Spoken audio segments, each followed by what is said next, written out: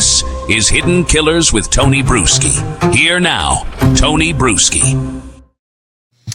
You may have seen the YouTube video or the TikTok video or whatever you want to call it, the video of this guy, Jesse Butler. He's the teenager in Oklahoma who is a free man, who in early 2025, Stillwater police and Payne County prosecutors filed 11 felony counts tied to two 16-year-old girls. SA by instrumentation, attempted SA, S battery, and multiple counts of assault and battery by strangulation. One victim was choked to unconsciousness. The other needed neck surgery after doctors said a few more seconds she would have died. That was his idea of a romantic night out with the girl that he supposedly was in a relationship with. Investigators say they even recovered partial phone video consistent with a strangulation during one of the assaults because he wanted to record it. Butler was charged as an adult initially, and then the case pivoted in Stillwater because he was 17 at the time that he destroyed these young girls' lives. The defense then pushed for Oklahoma's Youthful Offender track. It almost sounds youthful. Because this sounds like, this doesn't sound like, until you hear exactly what he did. Does that sound like a youthful offender to you? And guess what? The court in Stillwater granted it. Butler then entered a no contest plea, not a spoken confession, but a plea that the court treats like guilt for sentencing. And the judge suspended a potential decades-long term in favor of 1 year of supervised and rehabilitation under the Office of Juvenile Affairs up to his 19th birthday. If he violates, prison can be imposed, but if he completes it, he walks free. That's the timeline. 11 felonies filed, adult cases, youthful offender reclassification, no contest plea, suspended time. Now the question for us today is, how does the system look at violence that extreme and decide rehabilitation, which doesn't work on sexual offenders, by the way, beats incarceration? And what does it tell us about the culture that protects the right offenders? Retired FBI Special Agent Robin Dreeke, former head of the Counterintelligence Behavioral Analysis Program, is with us to help us kind of break this level of insanity down. Robin, let's start by watching the video for everybody in case someone hasn't seen it. This is him being arrested on his porch and his mother coddling him, which I'm sure she's coddled his whole life, which is part of the reason why he is the monster that he's turned into today. Let's take a look at this. This is what's gotten everyone so incensed. Well, okay, it's fine. It's not locked or anything, is it? Okay, so can you tell him what you just told me, or? Yeah, so we're here, we're obviously going to place you under arrest. There's a warrant for your arrest. We're going to take you to the jail. I told your mom that she can contact a bondsman, and you shouldn't be very long, but there just is a process for paperwork and stuff. But right now you do have to come with us, and I do have to put you in handcuffs, so turn around for me. You have to put him in handcuffs? You know what it is. It's okay. Yeah. I'll get you out. For me? Alright. Stay silent. Rick knows about this. Candy's on this. Dad's on his way. We're coming to get you, okay? Stay strong, okay? Say your prayers. Okay, so he's going to go right to the city of Stillwater jail, and if you'll just contact her, then she does this all the time. She knows what to do. Yep. Make sure Okay. she knows Stillwater Police Department, not county. Yeah. Stillwater Police Department. Yeah. On Lewis. Yeah. Yeah. Let them know that perfect. we're the ones that take them out. And when we say we are Stillwater PD. Stillwater PD. Yeah. Okay. That way they don't think you went like straight over and over with the county. Awful experience with a child. Okay, and spread your feet for me. Nothing on the side. Let's just. So that's the video that kicked it all off, that really incensed everyone. Now that they're seeing the coddling, do we need the cuffs? and we know the reality of what he has been charged with and what he pled to and what he basically got away with. What the hell did we just watch happen there? Well, we just watched him taking a few minutes to come out because the mother had to take the friggin' bubble wrap off of him as he walked out the door. We're watching what I call the affluent bubble of invincibility. I just covered another case very similar to this with this Nepo kid kind of thing that's going on, the nepotism these aren't helicopter parents. These are snowplow parents that have wrapped their kids in bubble wrap and with zero guardrails, and they just are managing their kids. Like, I mean, didn't he look like a pet? I mean, she's literally treating him like her little dog that's being taken away to the vet. Yeah, because it's that kind of level that she's keeping him at such an infantile level that he's got the accountability of a 5-year-old, for any kind of actions. It just, and that's a good analogy. That's a good analogy, like a pet, because at the same point, she also seems to be treating him with the same sort of regard you would have for your pet when it goes and humps the dog down the way. Yes. It's like, stop, just stop. Come on, let's go home. Let's get some food, because it's a dog. This is a human being. Yeah, no. Her son that went and did this to 2 other 16-year-old girls, strangled them, almost one to death, and he wanted to videotape it, because I'm sure he saw it on the porn tube somewhere. And she had, it's mind-blowing. Yeah, and that's the thing that really, the first question I asked in my mind when I'm watching this is she's got to know what he did, because she's being arrested. She's not protesting it.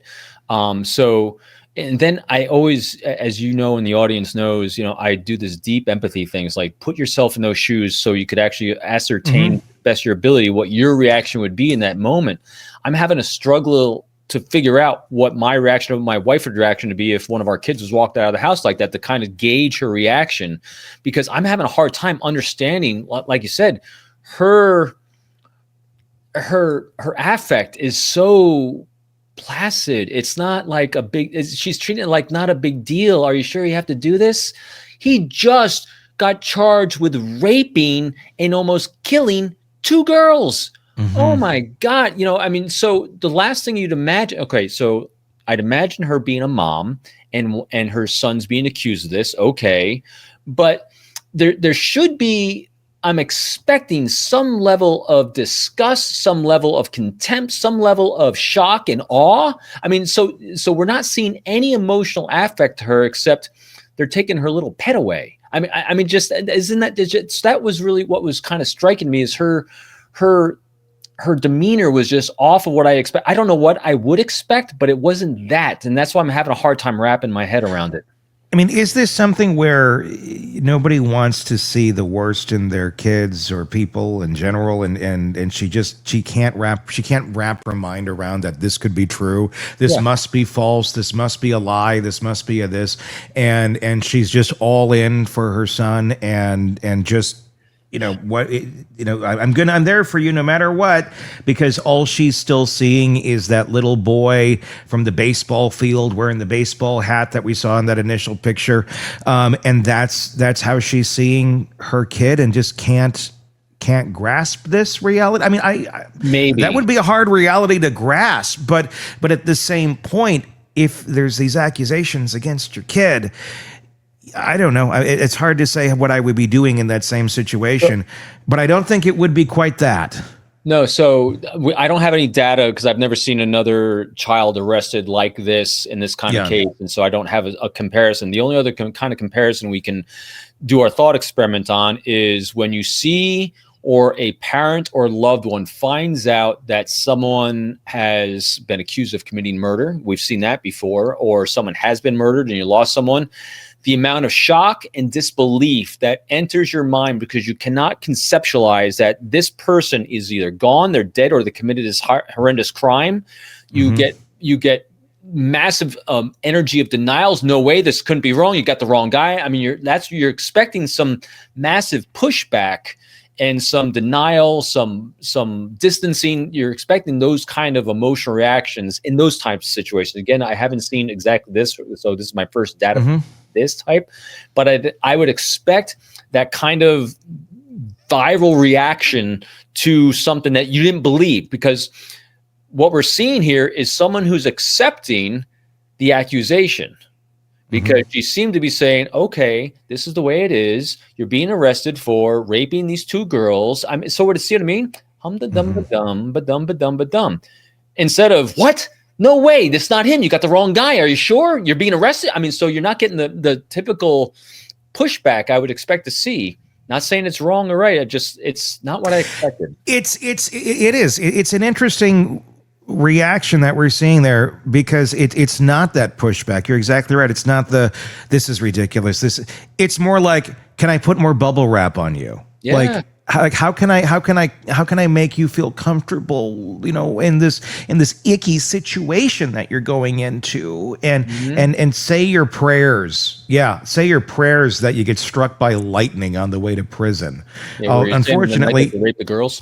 Yeah, but unfortunately, he's not going to prison, because in this small town in Clearwater, Oklahoma, well, you know what?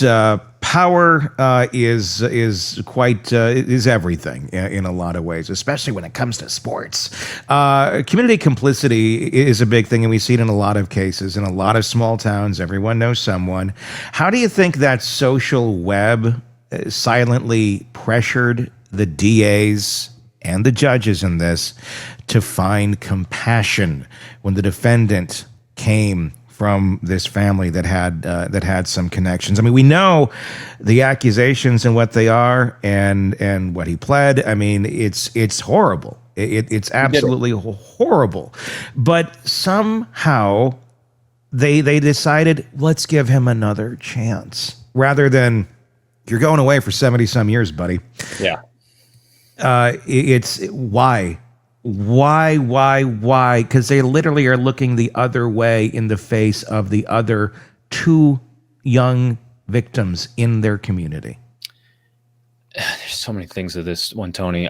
All the research I did, first of all, this is not victim-centered ethics that they're focusing on. They're focusing on perpetrator ethics. How to focus. I mean, look at this. We're not even covering the victims here. This is where the story is the victims, and they're talking about this little baby boy as they're treating him as he was the victim. He's the one getting the counseling. Did you know? I could not find where there's any court-ordered or court-authorized or paid for counseling for the girls. Yet he's getting it, and it's actually secret. They're not even disclosing the kind of counseling he's getting. I mean, so look at all the benefits he's getting for being the convicted sex offender. Yeah. And he's getting off with the sentence that could have been up to 80 years or 78. I mean, up to 80 years. And with good behavior, I think it would have gone down to maybe 10. And so, okay, you don't throw the full book at him, but they went to the bare minimum. And so, Tony, here's the thing that I found the greatest travesty when I'm looking at this. I stand in line for the greatest on this one. There's so many. Yeah. The judge followed the law. This is the law.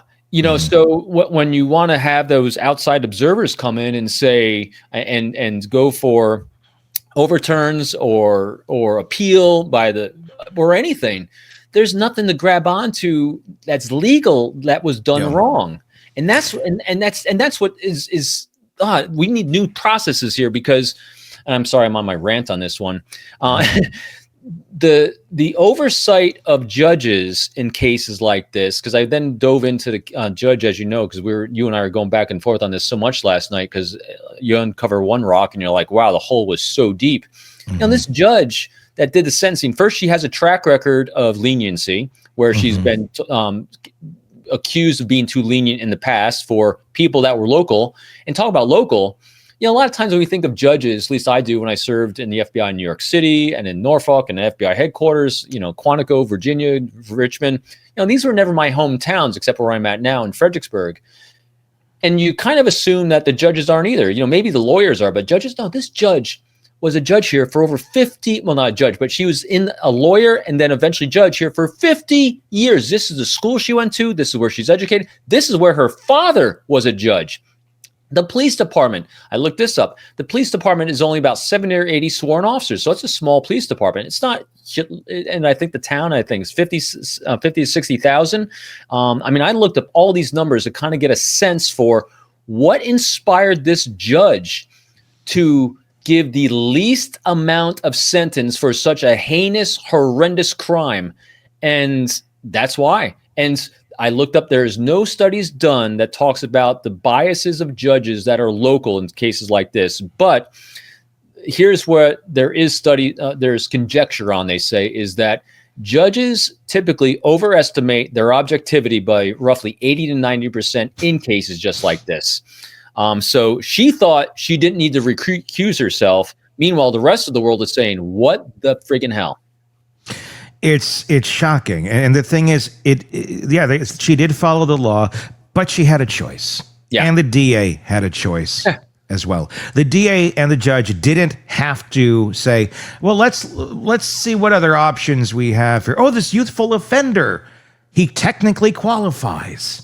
Yeah, technically, but it doesn't mean you need to apply it here. It's not like he went and stole a M&Ms from the Walmart or something. It's not like this is a light crime or something that is victimless or something of that nature. We're talking about essaying two girls and then strangling them, one nearly to death, requiring surgery. It's not even negotiable what took place here. This is not a he said, she said. This is a convicted felon that, well, because he was 17 and the countdown's on, less than 365 days from now, you'll technically be an adult. We're gonna go with this one over here. I do not understand that way of thinking, other than, I mean, who's the winner here at the end of the day? Other than the felon. I mean, this is like, it looks horrible on the judge. It looks horrible on the DA. It looks horrible on the family. It looks horrible on every person. The only winner you have here is the rapist. Yeah. So why? What is going through someone's mind when you don't have to go down that road? It wasn't like, well, according to this, 1 + 2 = 3, and this is the only thing we can charge him with. That's the system. We've seen cases like that where like the maximum sentence is X. And you're like, damn, I wish you could do more. And the judge is like, this is the max I can give you. Mm-hmm. This is like, what's the absolute least I can possibly give you for these horrible crimes? It is mind-blowing, and I do not understand where any sort of reason came into play here that this was a good idea. Are they completely clueless to the idea that people outside of Stillwater are going to hear about this and are going to come after them with flames and pitchforks? I think that's part of the calculus that wasn't part of their calculus, is that Jesus. She's got reps of doing it this way. So again, looking at behavior patterns, this sentence fits her pattern of behavior and her arc as a judge. It fit right in there. And to your point, that's the least amount she could have done. And use a phrase I was actually going to say too. Wasn't a case of he said, she said, of a couple 16 and 17-year-olds out there doing some stuff they shouldn't have done. And did it really happen or not happen? And I've seen this. We've all seen this before. I get that. This is not actually that. brutal.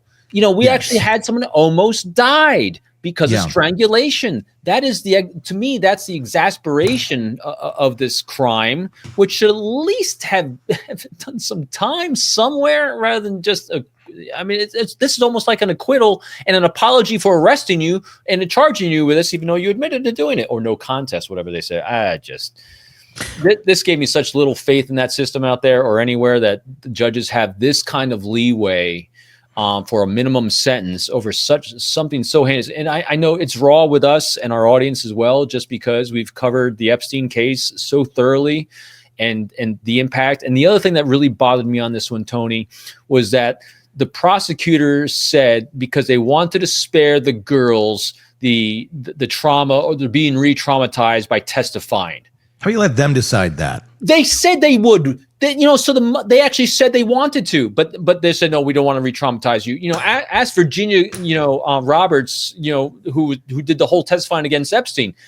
They wanted to, so it's up to So this is where you're not. It's not up to the DA to decide that. Talk to the victims. Talk to the victims, and the victims said no, we want to, but they said no. No, it's crazy. No, we'd rather protect little Jesse here. Going off the rails. It is so maddening. It is so utterly maddening. It is. Because I just feel like we are in this upside down land where the justice system in so many of these cases it's just consistently going to the side of predatory behavior of these awful men. Because he's 17 years old. He knew what the hell he was doing. Oh yeah. This is not. This is something. This is his MO. This is how he operates. He will be a rapist forever. He will reoffend. The odds are there. In my opinion, he will reoffend. Yeah, and I looked at that, because again, I looked at the nooks and crannies, and it's not. And this is why I think the judge is able to do what she did, and it's why the sentencing guidelines are what they were. Believe it or not, I pulled it up. The recidivism rate for someone at that age, at a youthful age like this, with good counseling, it's only, I think, in the teens. That's bullshit, because there isn't there's not accurate stats on reporting sexual assault. I know, but that's what they're using. That's what they're using to justifying their sentencing. But even that. So this is where I had a problem with that as well. So let's take the stats that they're reporting for recidivism for the reason why they had the sentencing. So if they say at the low end it's 15 to 17%, recidivism rate for this type of crime from this type of individual, if they've gone through counseling, like I said, so that means the judge is saying, hey, he's only got a 17% chance of doing this again. Whose daughter are you going to let subject to that? Yeah, it means if. It should be. Hey, Judge, would you like your daughters or grandkids to go on a nice date alone with him? Maybe lock him in a room with him and see what happens? Yeah. And so here's recidivism, I would think, would be lower if the perpetrator, and not just the accused assailant, but the actual convicted one who admitted it, no contest, did it, actually felt that hit a rock bottom, like this was an aha, wake up, humbling moment. But look at him. This wasn't a humbling moment. This wasn't an aha moment. This was someone who got his bubble wrap got taken off as he walked out the door. They bubble wrapped his cuffs on him. They put him in the car, and then he went back home. That's not a moment that changes someone's behavior. No, I mean, no. It's not, and it won't change the behavior, because someone who has this in them, someone who's going to do this, it's there. That's how they're programmed. It's going to happen again. And here's a clear example of see something, say something, do something, and where the do something part completely failed.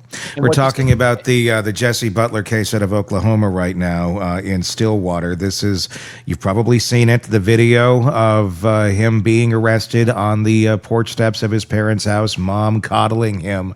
And as Robin said in our first segment, basically, treating it like the pet is being taken away. We're going to come get you. We're going to come get you, Junior.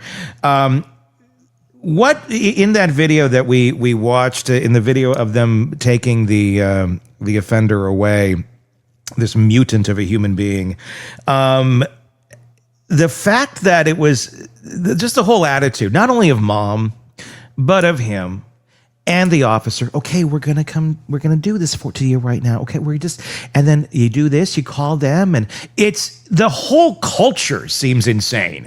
If this was, I don't know, someone else, if it was someone with a different skin color, maybe in a different city, I don't think it would have been held with such kid gloves. It is utterly shocking to see just how bubble wrapped this whole thing was. Do you think that is a reflection of the greater culture going on here in Stillwater, with the police department, with the judge, with the DA, with the the pedestal that we put sports figures in. You're playing on this team. You're the person of this. You're doing that. This can't possibly be true. So we're really going to hand you with kid gloves because we don't want to believe that this shit is actually going on and that you're capable of it. See how apologetic they looked for having to arrest him for rape? Yes. They looked like everyone was so apologetic and sad that they had to arrest him for raping 2 girls.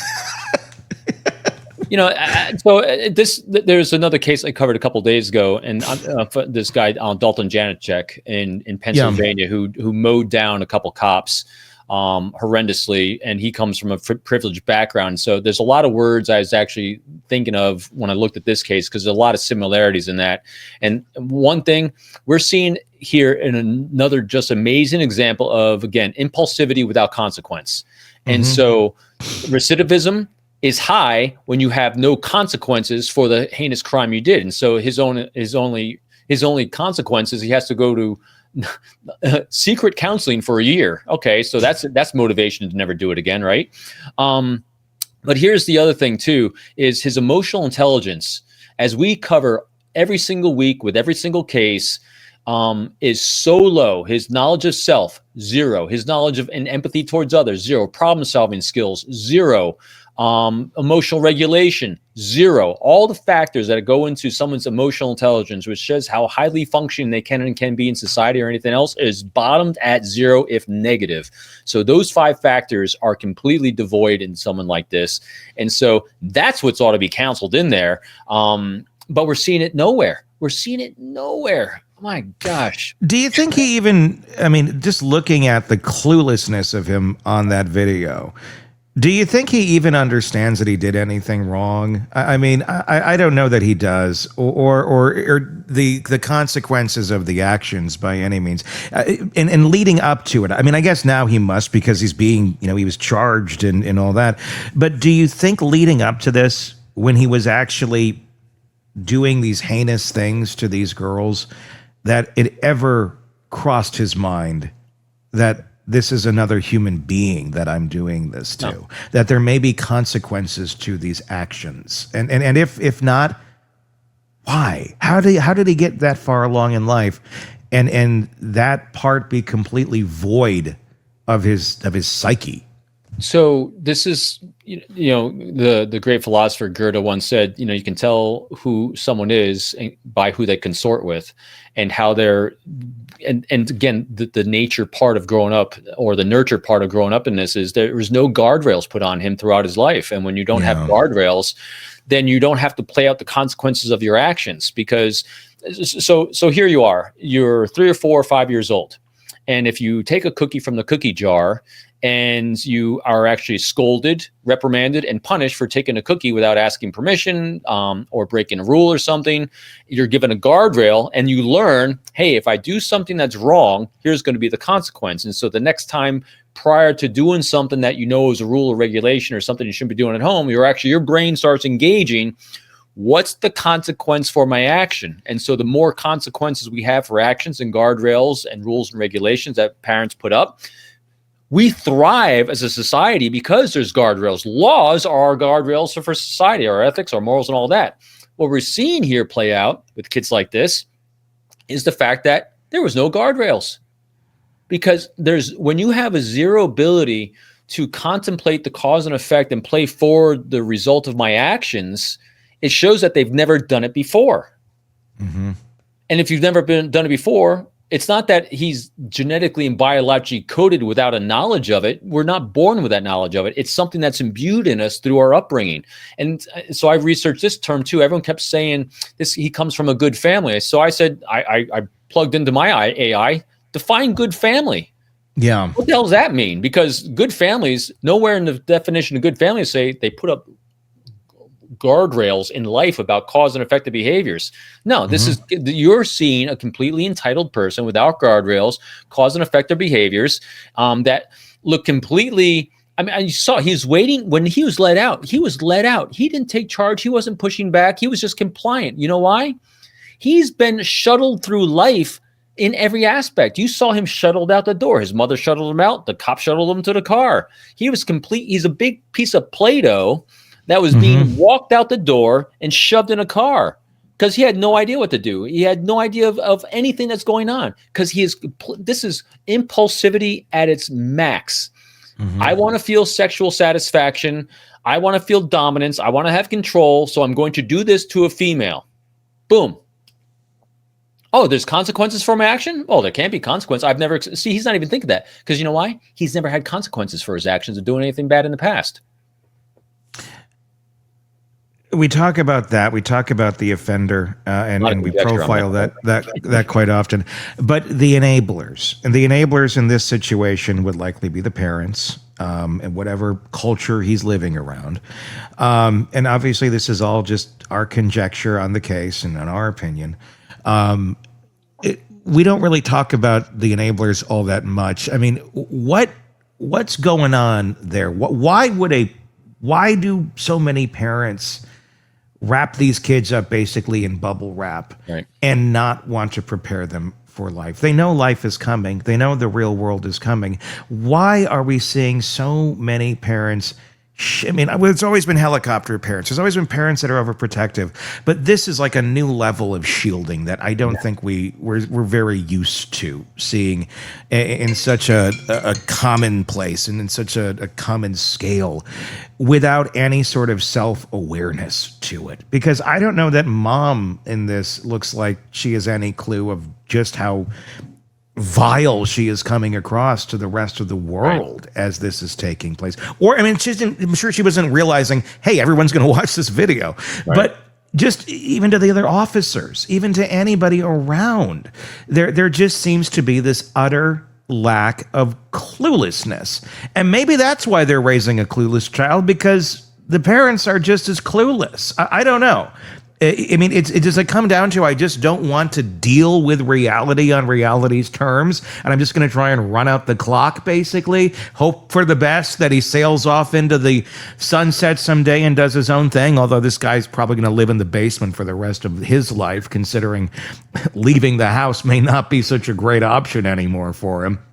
Or why would you if your parents make it so comfortable? Or make it so, exactly. I mean, it's this whole enabling of helplessness and then enabling horrible decisions and never, ever giving consequences out to the people that violate those rules. I'm going to give it a broad swath on this one, Tony. This is an area I've actually enjoyed talking about for a number of years when I was still teaching in the FBI, and that is generational aspects of this.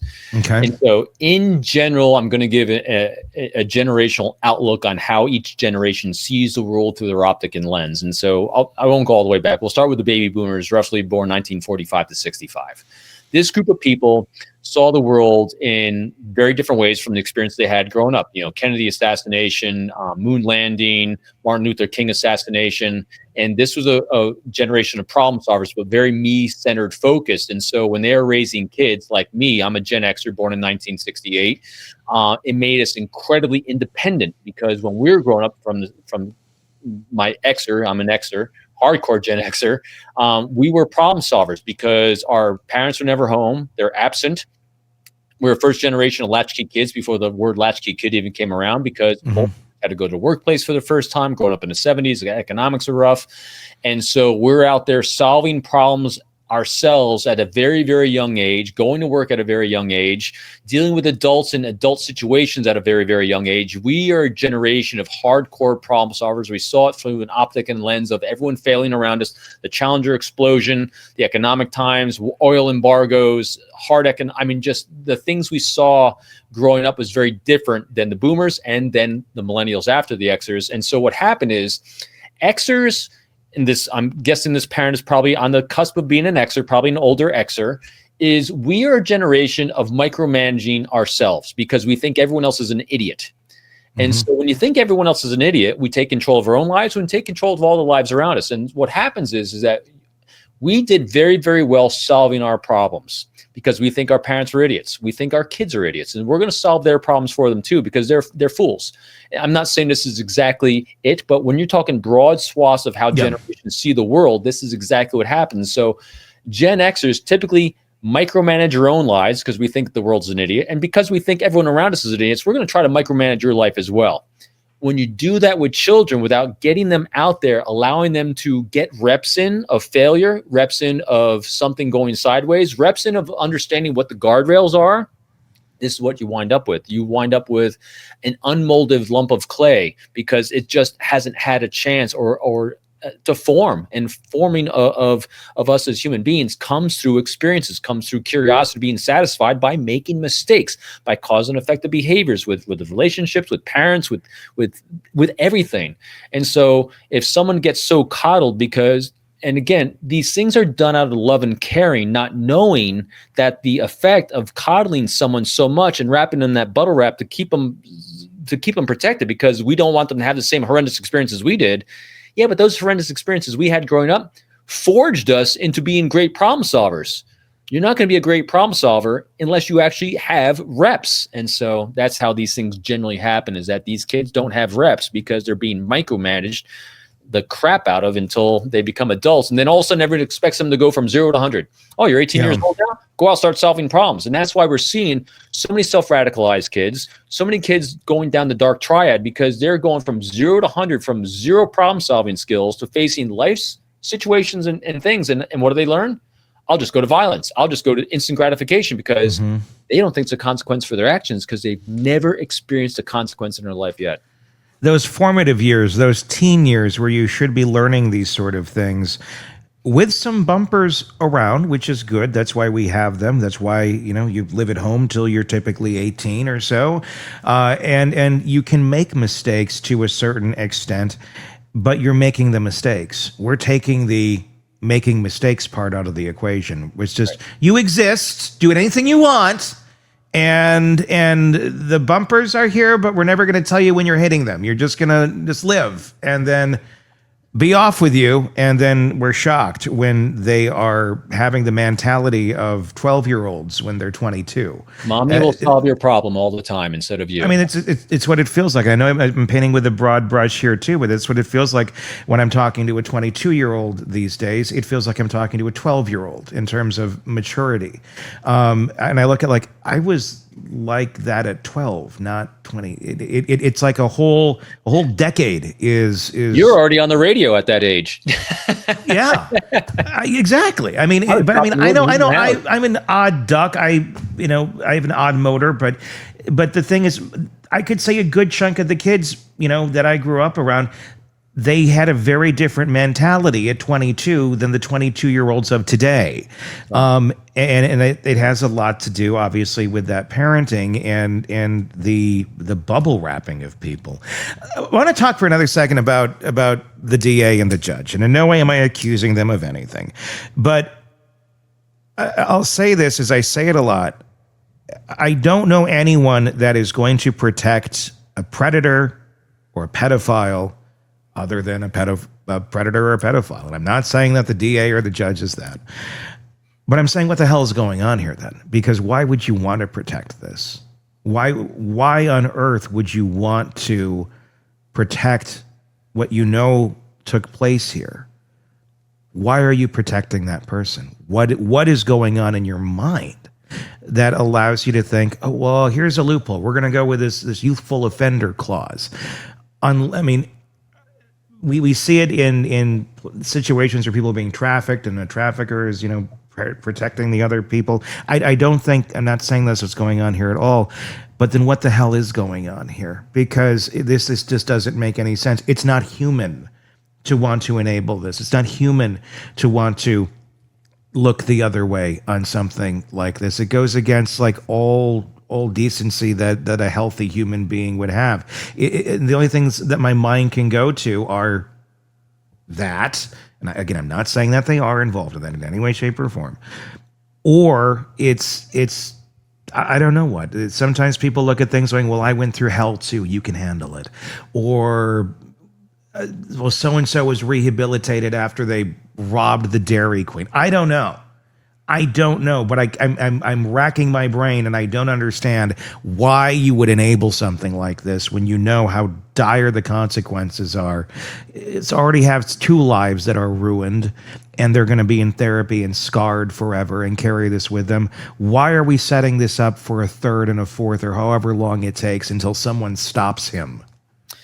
So now it's a little bit easier putting ourselves, I think, in the judge's mind here and the prosecutor's mind here, because we have an arc of reps. You know, when I looked at the judge's record, the backgrounds, you know, this judge goes on leniency, especially when it comes to youth.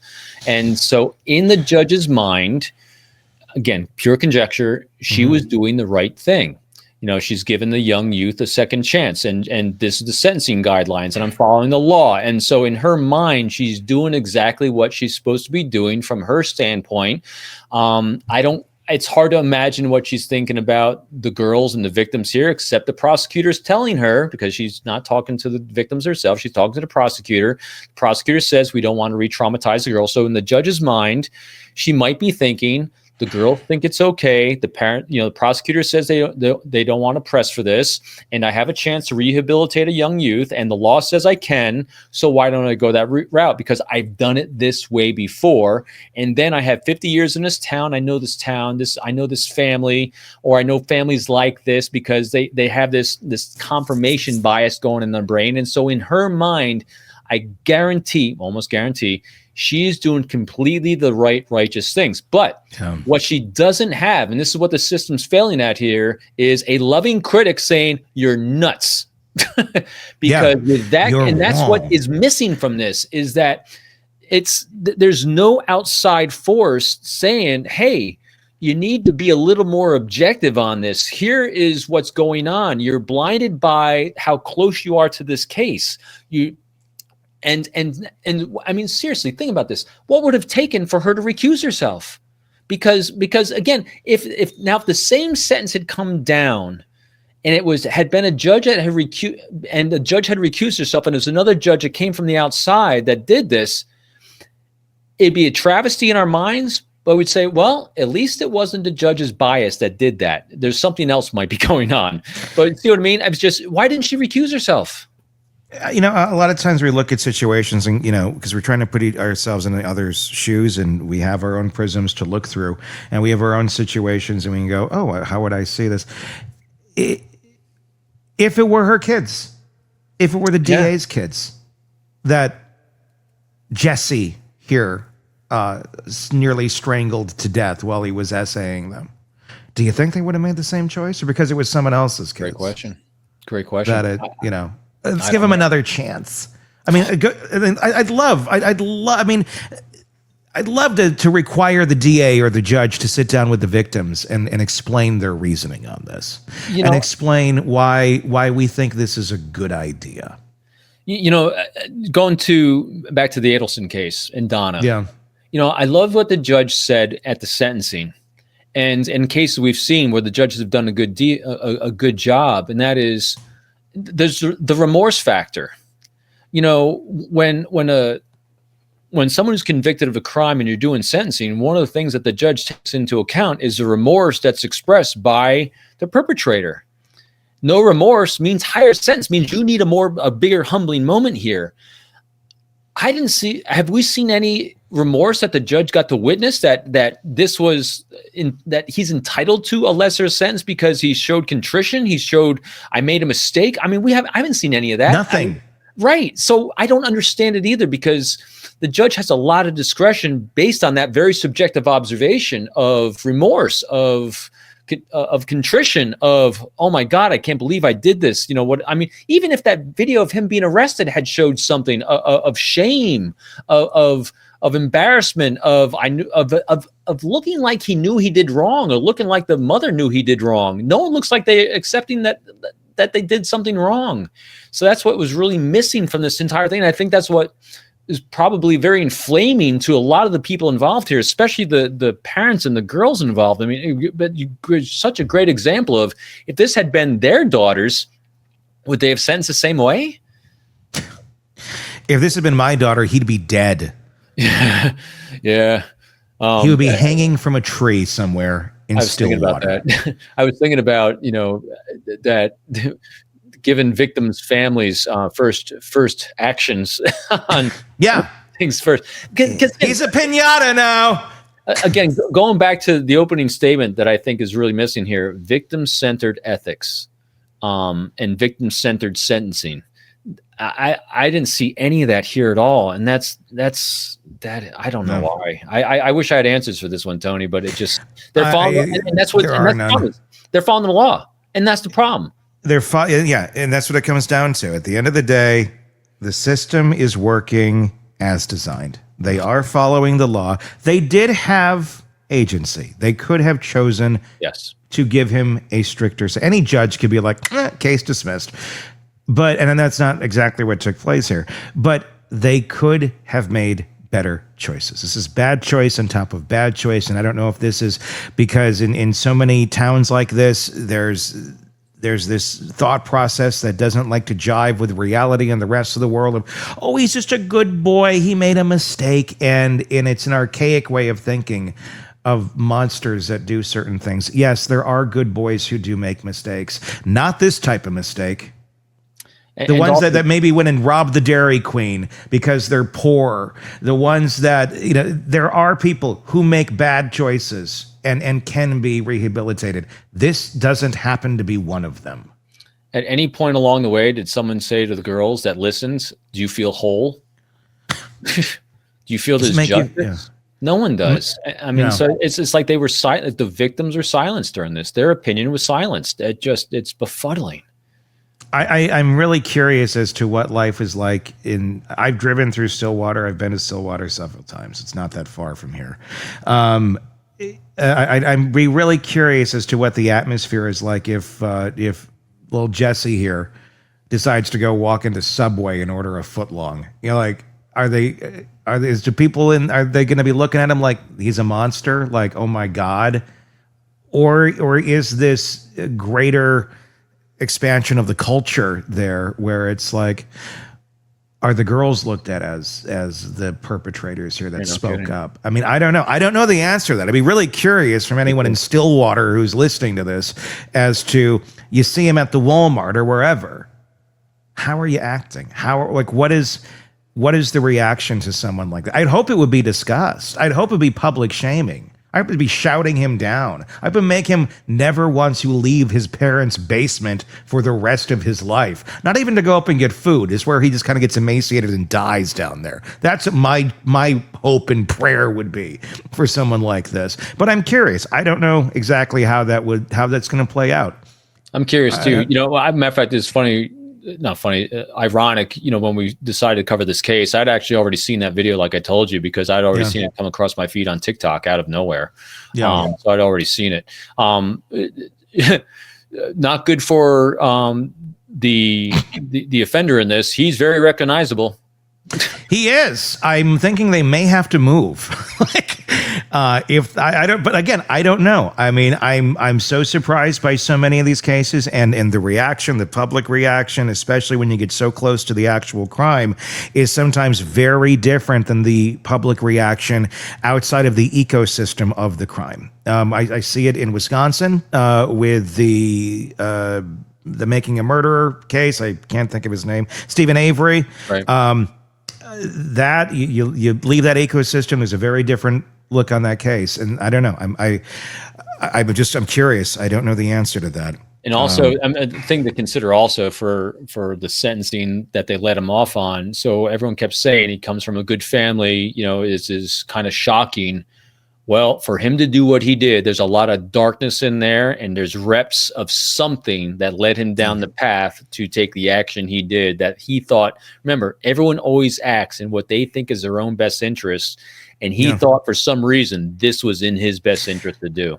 And we're not accusing the family of anything. They've never been charged with anything by any means. But at the same point, where did this come from? It's a fair question to ask. Why did he think this was a great... And it might be watching online stuff, I mean, that could come from it too.